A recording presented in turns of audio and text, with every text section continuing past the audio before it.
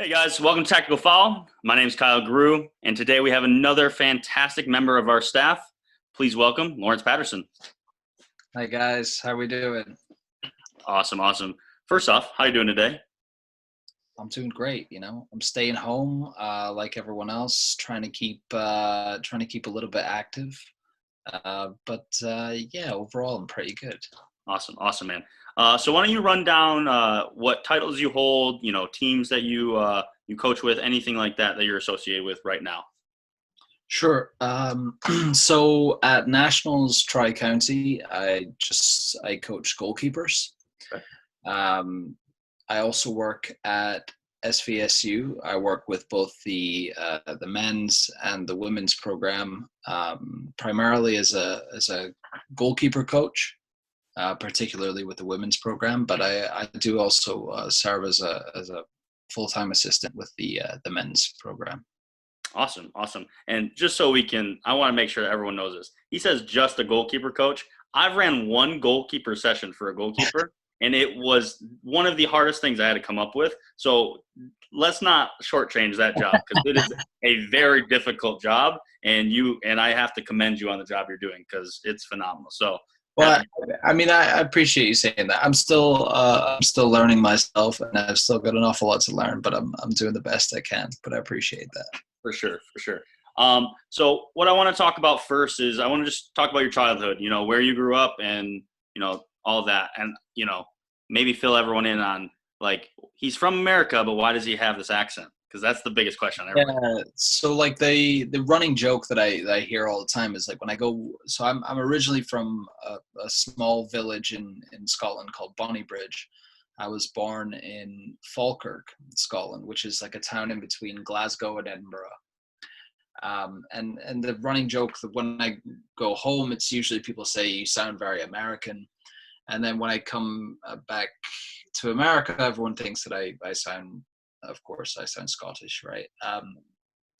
And so I have this sort of like weird hybrid accent, and not the first person to comment on that. But I moved from my family immigrated from Scotland in 2001. And so I went to high school here and everything. Obviously, I went to undergraduate here. I played for the men's soccer team at SVSU.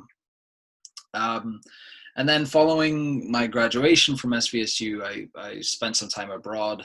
I had an internship in Taiwan, where I was getting my teaching certification. And following that 6-month internship, I accepted a full-time position to teach English composition at a university in the northeast of China called Shenyang Aerospace University.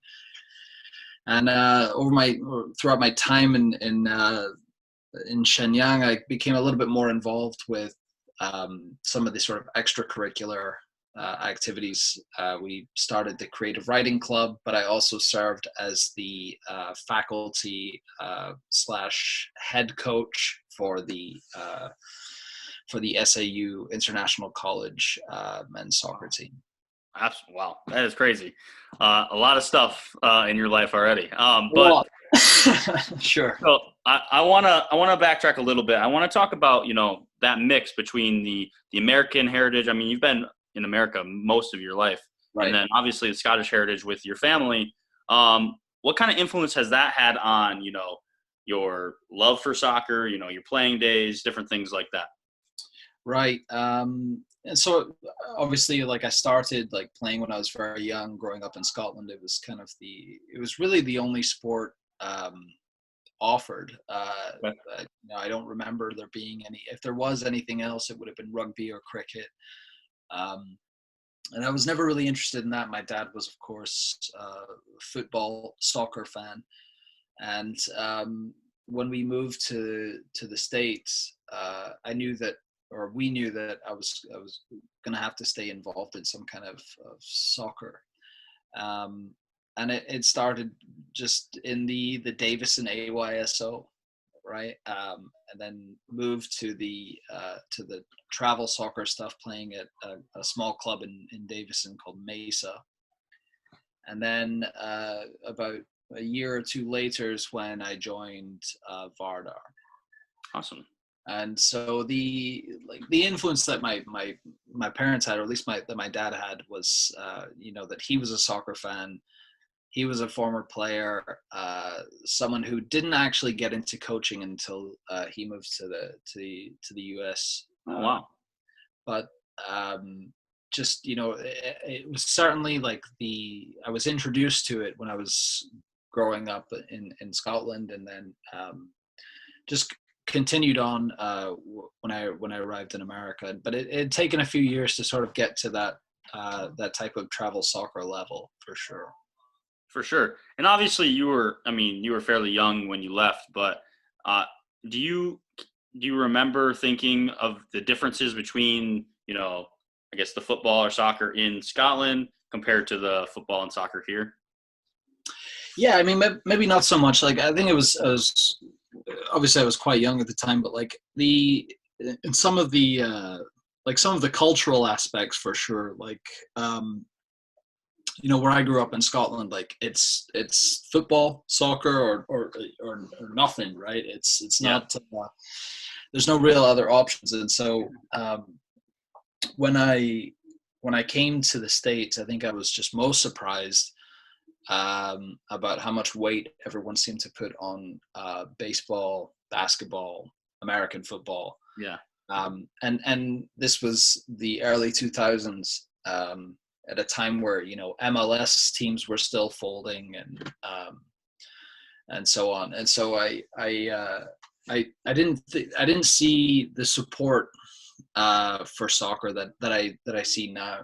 But I think that that's really like a testament to how far America has come in terms of soccer. Sure. And really this goes from the ground up, right? It starts at, like, America's youth soccer programs are just fantastic. They're unparalleled compared to a lot of the European stuff, and that's because for the European stuff it's academies, right? And then it seems to be like lower league stuff, and there seems to be no in between, whereas Yeah. America seems to have covered all aspects of that. And so really one of the things that I noticed today is at least like how far we've come, and the influence that soccer has had on America is certainly becoming more significant, for sure. Awesome. Awesome. One thing I did want to bring up, obviously you talk about, youth soccer playing for Vardar, which we're both, alumni. We don't tell anybody within Right. Nashville we are. So we have a connection there, but there's one other coach in this club that you have a connection back in your youth days with. You want to tell everybody about that? Yeah. So a long time ago, I did get the chance to play against Coach Cam Baker. Um, and so I have good memories. We used to play in the a local league, the Mid Michigan Youth Soccer League, and I actually played for that league while I was still playing at Vardard. So I got to do both, just to play more soccer, right? And so yeah, it was a good experience, good rivalry. Sure.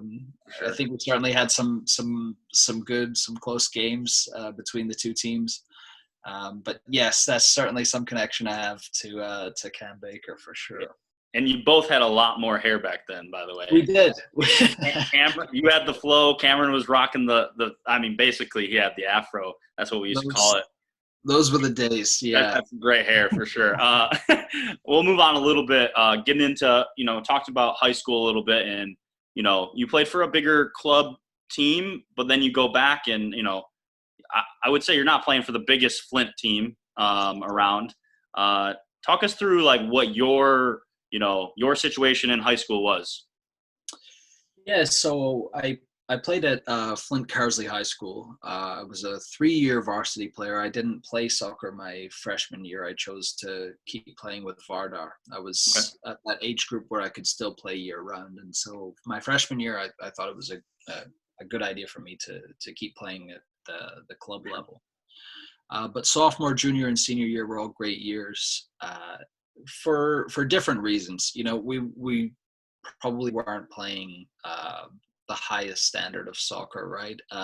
But at the same time, there was the social aspect. You get to play with your friends, the people you talk to in class every day. Right. And we had a really great group in high school. We all got along really well.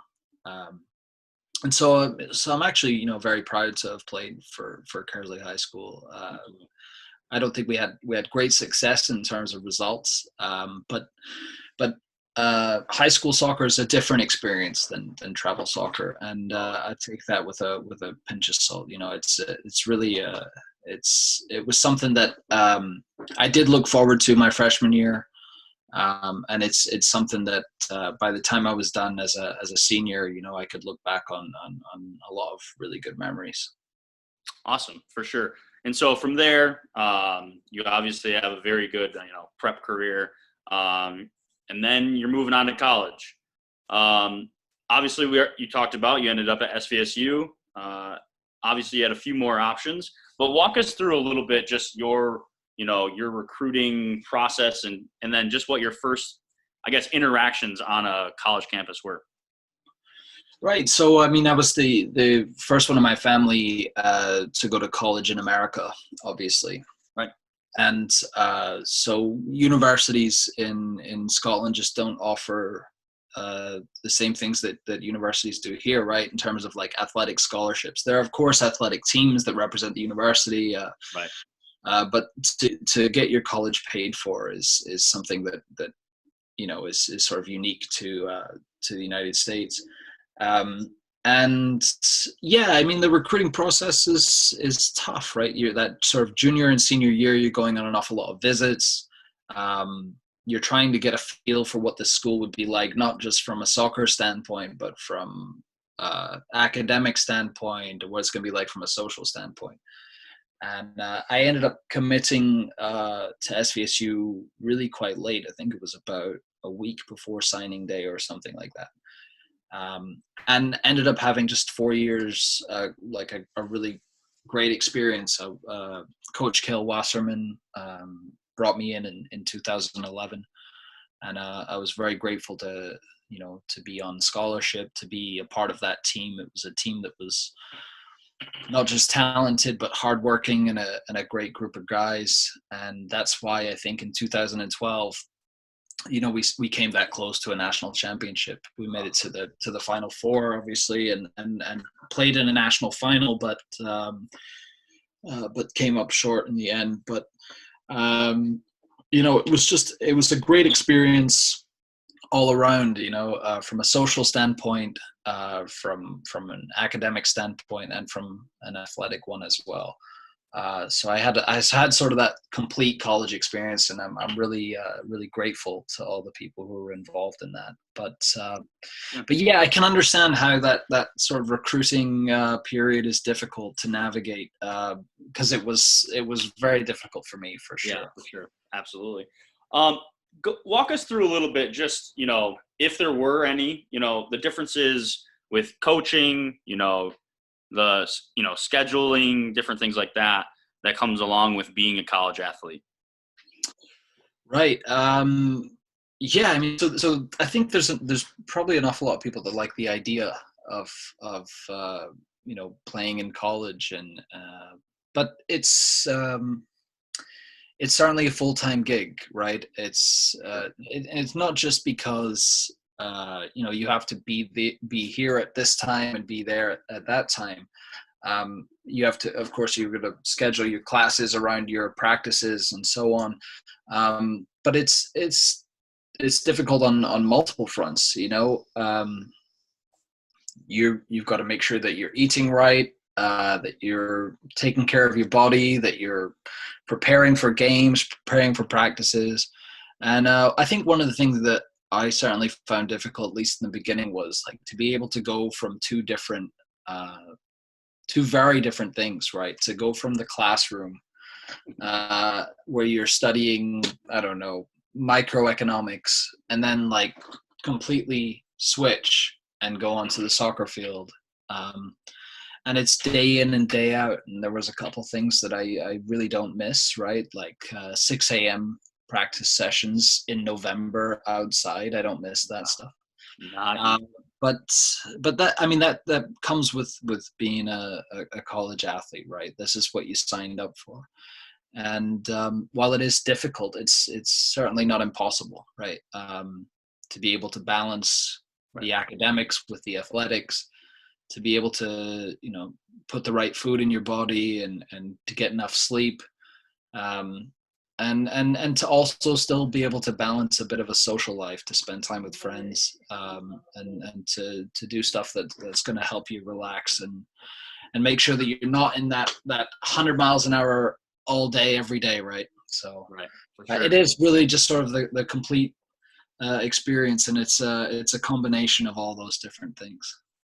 Absolutely. And so you talked a little bit about the education part, and obviously, you had SVSU as an education, but then it went deeper than that. You got to add a little culture in there as well, and you have to do a little traveling. Can you talk about that a little bit? Sure.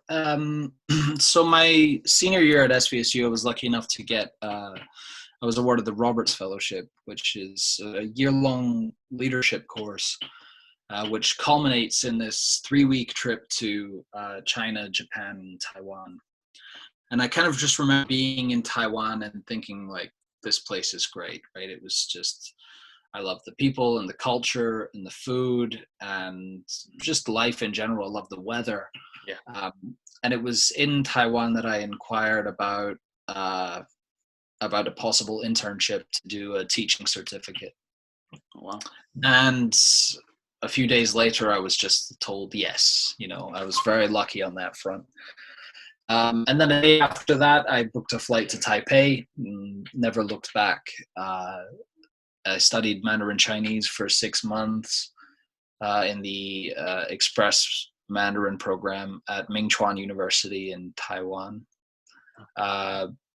Upon finishing that semester, I was offered a full-time position to go and teach English composition at Shenyang Aerospace University, which is a school in the northeast of China.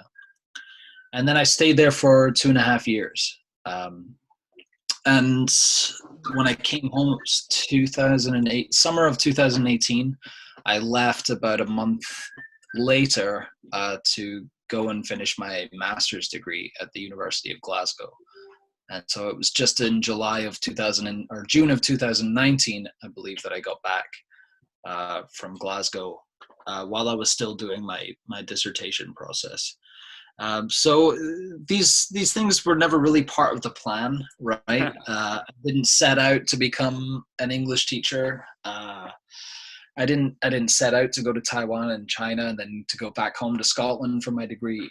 But that's the way that things worked out, and obviously just a fantastic experience, full of culture, but also the being able to go back home after spending so many years abroad sort of brings everything full circle.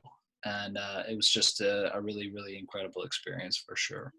Absolutely. And like you said, it's not part of the plan. And I think, talking to you, there was a little bit of a plan to still continue to play soccer after college, correct? Can you talk to us a little bit about that? Yeah, so it's going to be very short-lived. It's going to be a short answer to the question. Yeah, so it was actually sort of in between things. I was in between my junior and senior year at SVSU. I think it might have been my sophomore and junior year. Okay. Yeah. Wow. And I got the chance to go home to Scotland because I had a trial with Partick Thistle FC, who had just been promoted to the Scottish Premier League, which is now the SPFL. And of course, I was just kind of thrown into the deep end. Once again, I got on a flight. I remember leaving the house. It was my grandfather who drove me to the train station. Got on a train to Glasgow, got on a subway when I was in Glasgow, walked up the hill and knocked on the front door of Partick Thistle. And it was just, I was kind of greeted with open arms. They were like, "Oh yeah, you were supposed to be here at this," and About an hour later, I jumped into my first Premier League session, and I can tell you, I mean, it was a bit of a shock, right? It was the pace of the game, the physicality was tough. It seemed like everything that you and I could do in 2 or 3 touches, they all did it in one touch. Right. But it was I was there for about 6 weeks, and eventually I was released uh, from from trial contract, but no regrets about that. It was a fantastic experience. Really enjoyed it. And also, it's something that I look at and go, well, I wasn't meant to be a professional soccer player, right? Right. And once I kind of got that into my head, like, it was good because I could now just sort of focus on the things that I did have going on. I was doing Right. well in school. I was, I had a good situation overall, and it helped me sort of narrow my focus about what it is I really wanted to do long term. But a good experience nonetheless. Oh, for sure. And I mean, you kind of talking about a lot of learning experiences. So kind of a, big question, but through all your, different cultures that you've lived in or experienced, what are some of the biggest things that it's taught you and that you've been able to take away from it, whether, it's for soccer, towards your coaching or, just in general in life? Wow, that's a great question, Kyle. You put me on the spot. Sorry. Well, I think when I first moved away, there was an awful lot of stuff that I heard, people say was weird, right? This is weird, or that's weird, or eating this is weird, or doing this is weird. And when you find that a lot of these things have like a practical function, you understand that things aren't weird; they're just different. Yeah. And so there's a way for us to kind of take a page from the book of other cultures and see if we can learn something. And so I might not have something specific That's all right. for you in mind, but I certainly do feel as though that mindset is important, right? To be able to look at something and say, well, why are we doing this, or what are we doing this for? And then to understand that it really isn't weird. It's just different than we're used to. No, it's fair. I mean, I think it's a good answer, especially putting you on the spot like that. It So might be a cop-out answer. I'm sorry. no, it's all right. It's all right. So one of the things is you started to talk a little bit in the beginning about how you started to coach. You were a head coach in, I believe, in China. Is that where you started coaching? No. So when I was at SVSU, my dad was the head soccer coach for my high school. Okay. What's interesting is he wasn't the head coach when I was there, and so he ended up getting that job after I'd left. And my brother got to play for my dad as head coach, my younger brother, Okay. Simon. And so I missed out on that experience. That would have been good. But while my dad was head coach, I was able to come back and sort of serve as the assistant. So that was really my first experience. And then because my dad has also been involved in the Mesa Soccer Club, I've also run training sessions at Okay. Mesa. So that was really my introduction to coaching at a young age. And then, of course, I didn't really coach much after that until I got to China. Um, and so I'm still navigating the coaching aspect, or the coaching side of things. And I feel like I'm learning an awful lot more from this side of the field than I am learning on the field. That's good to be able to kind of take a step back and to look at things objectively. But I'm enjoying it nonetheless, right? Absolutely. And I mean, I think a lot of that, like, you're just learning from everything. It's got to, you could probably attribute some of that from the teaching aspect, I would imagine. What for you can you, like, easily, I guess, correlate between the two, between teaching and coaching? What are some of the biggest things that, mesh together? Getting someone's attention. Not an easy thing to do. Yeah, no. One of the things I think you learn is that players, students respond differently, Yeah. right? There is no mold. There's no one size fits all. mentality that's going to work, whether you're coaching, whether you're teaching, mentoring, tutoring, whatever it is. Right. You kind of have to tailor your style in some respects to individual needs. And while I think it's important to have standards and to have a culture, it's also important to understand what's going to best impact player development. And players respond to that differently. It doesn't, for some players, it's getting yelled at. For me, it was always getting yelled at. And for some players, it's an arm around the shoulder. And so I'm getting an awful lot better at that, or at least I'm working on that as well. But if there's one thing that I would take away from my job in education and my job in coaching, it's that there really is no mold. There's no one size fits all. Right. Awesome. Yeah, for sure. Last question before we move on to the next portion of this. But Sure. As you're still young in coaching, and like you said, you're navigating the waters. Is there any one coach or anything like that you aspire to coach like, or their system, or is it just a kind of you're building your own philosophy and you want to run with it that way? Oh man, that's another great question. When I was at Vardar, I was terrified of Steve Sargent. He coached me at the U15, but I knew from the beginning of that year to the end of that year, I was a better player and a better person under Sarge. And so while I might not embody or use the same strategies that some of my coaches have used, I want to have that impact. Right. And so it might not be the same in terms of like my strategy or my philosophy or anything like that, but I certainly want to leave after a year's worth of soccer and hope that the players have got something out of it, right? The players are better players and they're better people because they had me as a coach. That would be my only goal.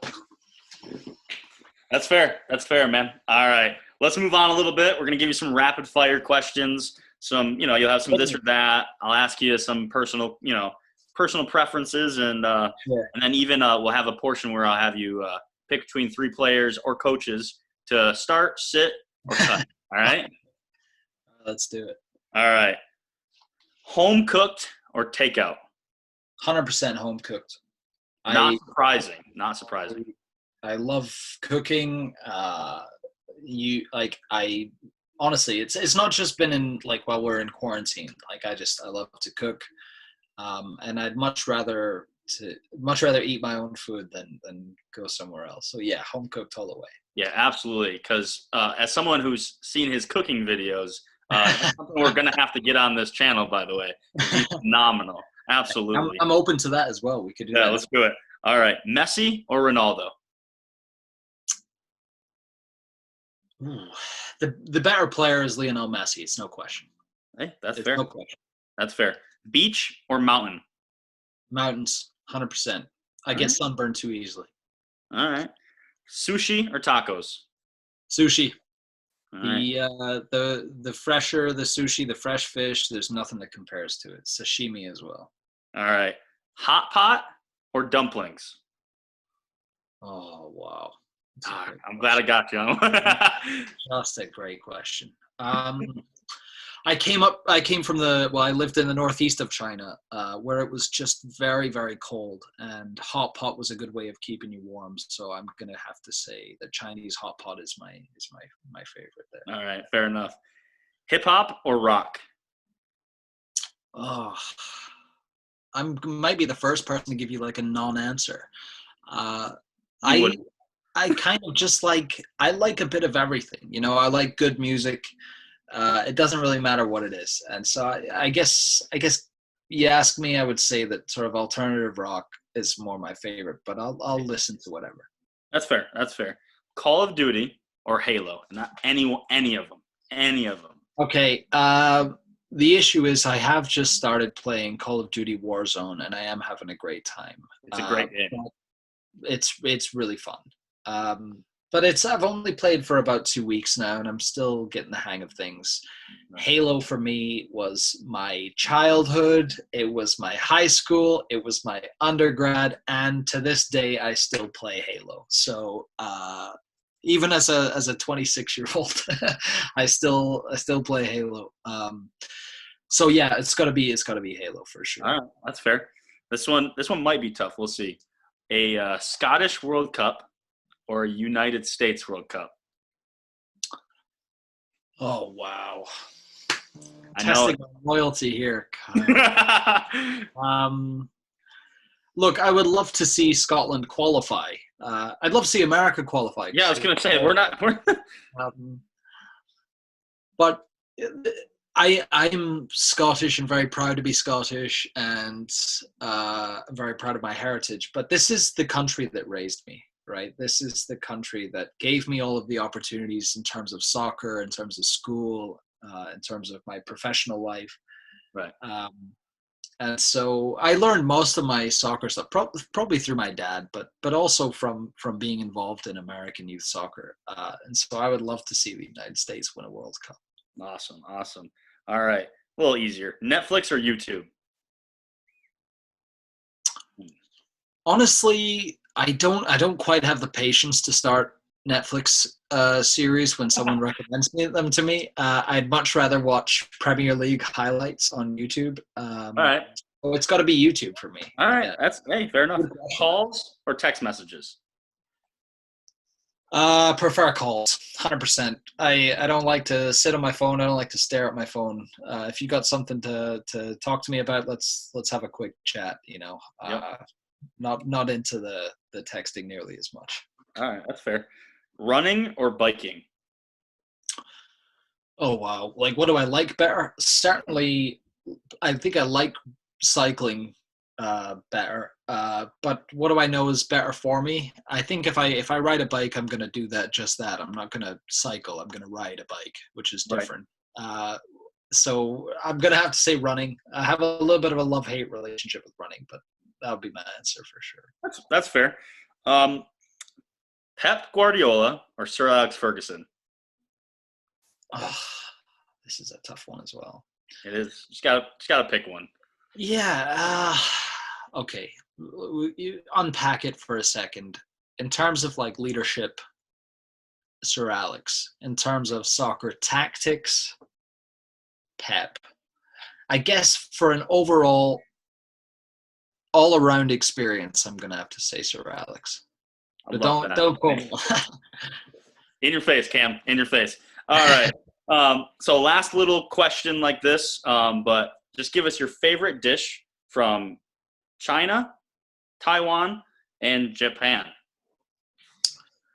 Um, so when I was in Japan, we used to go to this restaurant where I knew that the guy used to get up at like 3 o'clock in the morning to go to the fish market and to get Unbelievable. the fresh fish. And so we used to go there and have fresh sashimi. And when it's just freshly cut, it's unbelievable. And so sashimi is going to be my favorite Japanese dish.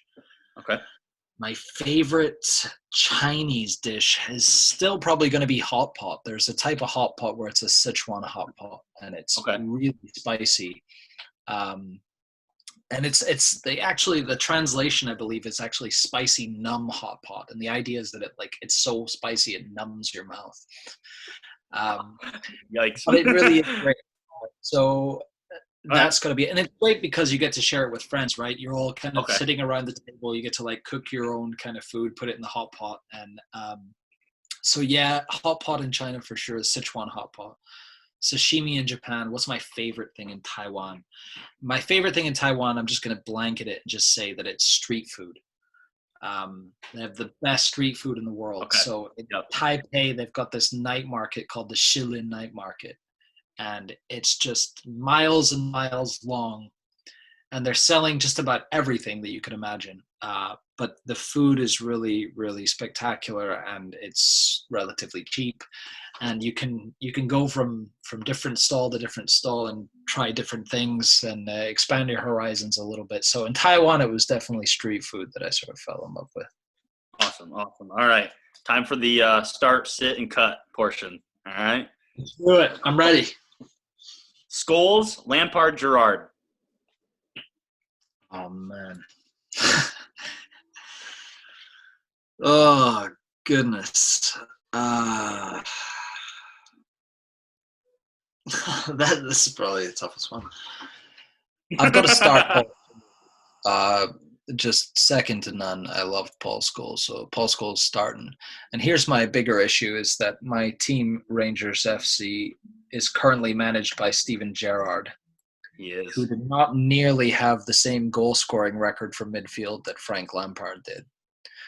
And so people are going to disagree with me, but I'm going to say start Scholes, sit Lampard, and I'm going to cut my own manager and say, sorry, Stevie G. That's it for me. People might disagree with you. I am not one of those people, though. So, all right. Here's some Rangers guys. So hopefully I did all right with these names. McCoist, Laudrup, Barry Ferguson. Yeah. So Ali McCoist is Rangers' leading goal scorer, all-time leading goal scorer. Has to, but I think it was under Graham Souness. I think he came a lot off the bench a lot. So I'm gonna have to say that he's probably a player that would sit. Okay. Whereas I would start Barry Ferguson every single game. I loved watching Barry Ferguson. It was just the kind of not a goal scorer or a flashy player, but the kind of player who was willing to do the sort of the dirty work in midfield. So I'm starting Barry Ferguson. I'm going to sit McCoist. And unfortunately, Brian Laudrup was before my time. So I guess I never get to see him play. But, my dad talks about him all the time and says what a great player he was. I'll take his word for it, but he's cut from my team. All right, that's fair. That's fair. Now we're going to use some Scottish players. Kenny Dalglish, Dennis Law, Graham Souness. Obviously all played before your time, but legends. Yeah. So, I mean, different type of players. Yeah. You've got to say that Souness was kind of the enforcer, right? He was that Barry Ferguson type. He was going to go and kick people. And, probably not the most skillful player in the world, but you look at these players and the kind of difference that they are, the impact that they had on games. And so I'm going to say I'll start Souness. Oh, that's a tough one, though, isn't it? That's all right. Go for it. So you had Souness, Dennis Law, and who was the other one? Dalglish. Oh, goodness. It's got to be Souness starting, Kenny Dalglish sitting, and it's going to have to be really, am I going to do that? Dennis Law to be cut. That's I'm gonna have to. I like Souness too much, and what he stood for. So it's got to be Souness for me. So hey, that's your choice. All great, right. Great questions. Really great. I'm putting you through some pain. So what I want to do is I want to give you a chance now to give out your best 11 of all time. Sure. All right. So I'm gonna get through this really quick, but I'm gonna defend it, and I'm gonna defend it really quick. So starting from the back. So in goal. Who is it for me? I think most people would say Peter Schmeichel. I thought Petr Cech was brilliant. I thought that Van der Sar was brilliant at Man United. To me, bar none, it has to go to Iker Casillas. All right. I know he's get criticized for his height, gets criticized for giving up too many rebounds, but the career that guy had at Real Madrid was just fantastic. He was part of that Galacticos team all the way up until recently, and so Iker Casillas gets my shout in goal. Left back Roberto Carlos. I think that needs no justification. He just was the best left back in the world. The assist that he had to Zinedine Zidane, actually at Hampden Park for the volley in Glasgow, something I'll never forget. Next to him at left center back, Paolo Maldini, the pinnacle of Italian defending, and I'm partnering him up with Fabio Cannavaro. Yeah, there. He was just, Easy enough. it was just another incredible Italian defender. Right back, I'm going Cafu, another Brazilian. So it's just Brazil and Italy in the back line. And then the two underneath in midfield. So I'm going a 4-2-3-1. I'm going to say Zinedine Zidane once again. No justification. But I'm actually going to go Paul Scholes alongside him. Scholes was just a joy to watch, and the some of the volleys and some of the goals that he scored at Man United was just incredible. On the left wing, I'm going Cristiano Ronaldo. I know he sort of started out on the left wing when he was a younger player. He now plays a bit more central. But of course, I've got other players to get in the squad. So left wing for Cristiano. As the number 10, I think it needs no explanation either. Lionel Messi is the greatest player to ever kick a football. So Leo Messi is the number 10. My right winger, I think, needs a little bit of I need to justify this, but it has to be, without fail, David Beckham. Okay. And so if you watch the Real Madrid, I know we talked about this earlier, the Real Madrid-Man United game at Old Trafford where Beckham comes off the bench, he scores a free kick. He actually scores twice in that game. The other one was a bit of a goal-mouth scramble, a tap-in. But that solidified David Beckham's spot at Real Madrid. All right, they knew they were going to sign him before, or after that game, right? And it showed that Beckham was more than just a good-looking guy. Yeah, he was the complete package. He was an excellent player, not just on set pieces and delivery, but he really was just a fantastic soccer player. And then finally, up front is going to be the original El Fenomeno R9 Ronaldo, Brazilian Ronaldo. So that's my squad from the back. That's going to be my World 11. You can't be. It's very attacking. You're anchored by some studs in the middle. So no, I love it. That's good. It's really good. All right. So last part, we got trivia, and I want to tell you this. I had to midway through this. I had to change one of the questions because I did have who was Rangers' all-time leading goal scorer, which you had already. I gave away. So you took your softball question away, so I had to change it. All right. So this first question, I will give you. Let's see. I'll give you 5. You can guess if you're within 5 because it's tough. You'll get it right. All right. How many league titles do Rangers have? I know. 54, something like that. I didn't even need to give you a single one. That is exactly on the money. Unbelievable. I think you were playing me. I think you're a little pull sharper than the trivia, aren't you? All right. So, like I said, this question was the all-time leading goal scorer, but now I had to change it. Who is the most internationally capped player for Rangers? So while they were playing for Rangers, they got the most caps for their country. It's definitely a Scottish player. I don't know if it's McCoist or if it's Barry Ferguson. I'm taking a guess. I'm going to say Barry Ferguson, but I don't know. Should have went with the other choice. It was. No, I kept the name the same. I just changed the question. Ali McCoist. Yep. All right. It was pretty good though. So a little Scotland, a little USA here. Who holds the all-time record between USA or Scotland? Meaning who's won more times, right? Who's won more? Yeah. Who's leading in the? Yep. I'm gonna say it's probably US. It's not. Am I wrong again? You're wrong only, and honestly, if you were talking about present day, you would be right because the U.S. has dominated for the past 25, 30 years. Sure.